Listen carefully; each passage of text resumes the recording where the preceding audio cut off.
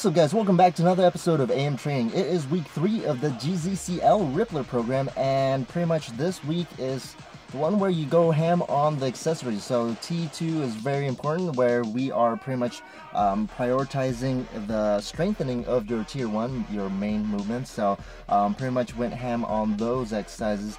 You just saw me squat and, well, you saw me bench, and then you saw me squat. And let's talk about the bench. Actually, yeah, let's talk about the bench, because this whole cycle has been bench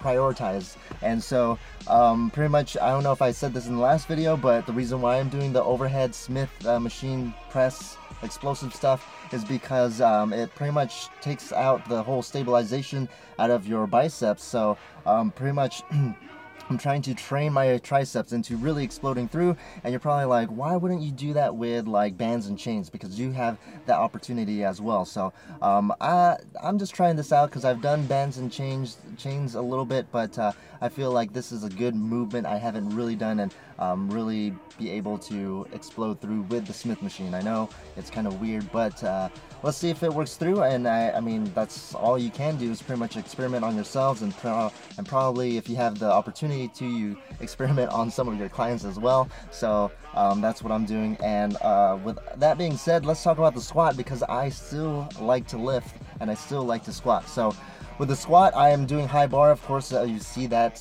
but let's talk about how I had the chance to have Max Ada look at my squat, and not in person, but of course through the DMs. I shot him a DM, actually I emailed him, because he said that according to his social media, just go ahead and kind of email him, at least for the post that he had, if you have any questions on the squat and if you wanted him to look at it.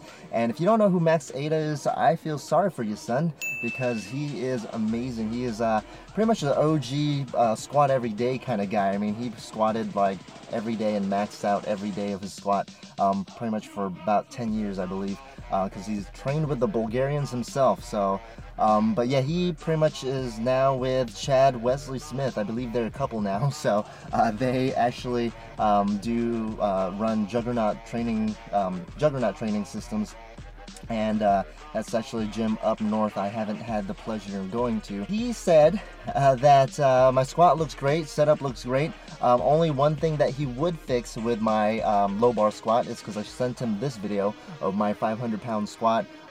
This one, he said that my knees have to stay a little bit more forward in the hole. So basically what that means is that maybe I shoot up my hips just a tad bit, and so he prefers his athletes to have a little bit more of a forward, keeping the knees forward, so then your hips don't shoot back too far. And with that, it's just pretty much you want to optimize what your quads can do in the hole. So yeah, him and Chad basically say that you want to keep your knees forward during the hole, pretty much kind of keep them up there for the first couple of movement in the hole, and well, that really maximizes the quad and the capabilities of what the quad can do, and then you can go ahead and go for it. But we'll see if that's a little biased, because I know both of them are very quad dominant. So Chad and Max are very quad dominant compared to their back and hips, so they tend to be a little bit more upright, and that upright tends to be, that upright style tends to be a little bit more knees forward and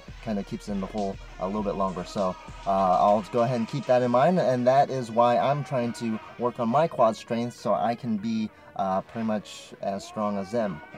One day, we'll see.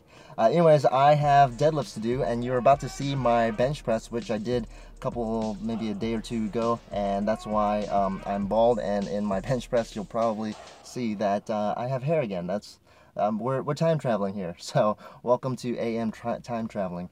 Go ahead and enjoy.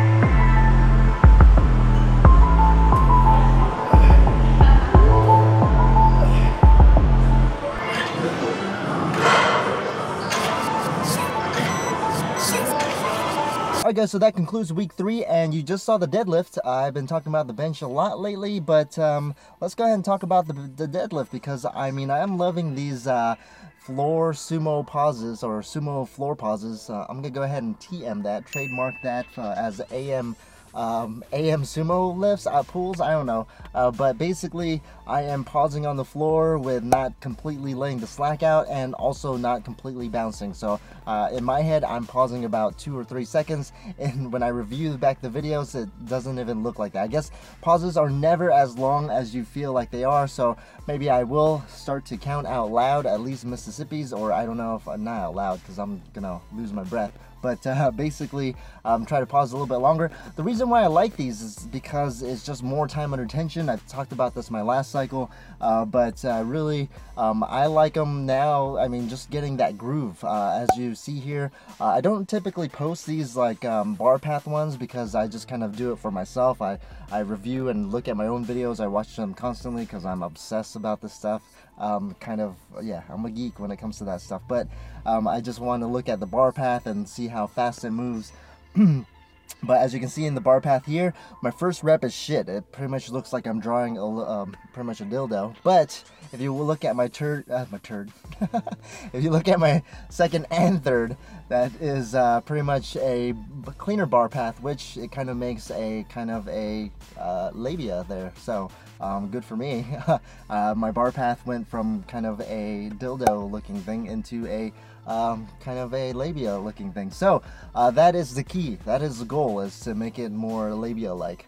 And so the bar path is more up and down, and with a straighter path that's going to be less energy wasted and more weight on the bar. So I'm pretty excited to kind of max out, but of course it's only week 3, so week 12 is when I max out, but I'm looking forward to when I start to transition. So all this kind of floor pauses will eventually get phased out and be more specific as I go into the later weeks, which will be, I think, around week 8 is when I start to taper, or not to taper, but be a little bit more specific with resetting. And it's great in this particular Rippler program because it's kind of set into that. You're actually doing like 9 singles with the last one being AMRAP. So let's go ahead and call it a day. I mean, it's freaking hot right now. So I'm in between classes, but let's go ahead and get my brain gains on. So stay tuned for next episode of AM training. And I think that's, of course, week 4 if my math is right. Today is week 3. I believe week 4 is coming up. So train hard, train smart.